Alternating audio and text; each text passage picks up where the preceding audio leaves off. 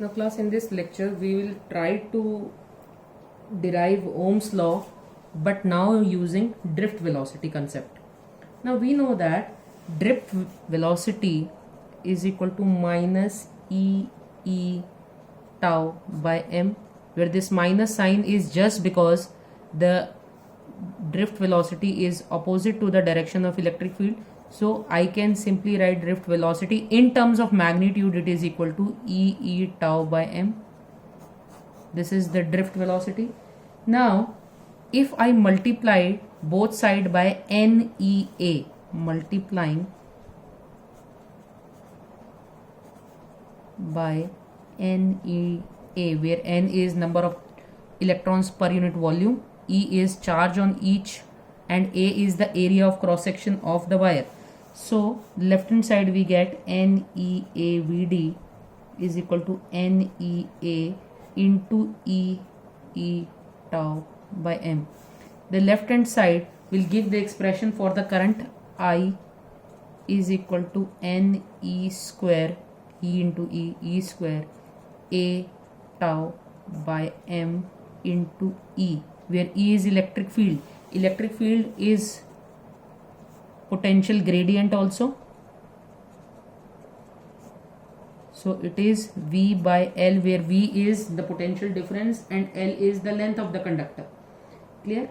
Now we'll try to establish V by I. V by I. Rest goes on the other side, that is m into L upon N E square A tau. This is the expression V by I is equal to m. M is mass of the electron, which is constant. If the length of the conductor is made constant and area is also constant, that means if I does not alter any of the physical conditions, so the length is constant, mass of electron is obviously constant, the number of electrons per unit volume is constant, the charge on electron is constant, area is also kept constant, and it is the average relaxation time is kept constant. How it is kept constant? By maintaining the temperature of the wire. So if all these things are kept constant by not altering the physical conditions and temperature, this right hand side becomes constant. So V by I, the ratio of V and I is always constant, and this is nothing but Ohm's law.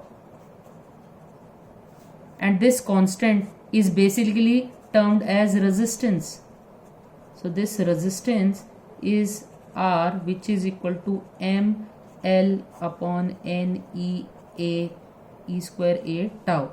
This expression. This can be rewritten as m upon NE square tau into L by A. So this expression is also a constant, and this is the physical conditions. So I can replace this by another constant, R is equal to rho L by A.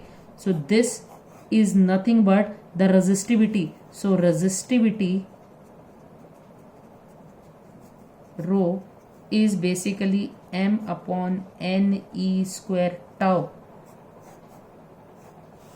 where m is the mass, n is the number of electrons per unit volume, E is charge on each, and T is the average relaxation time.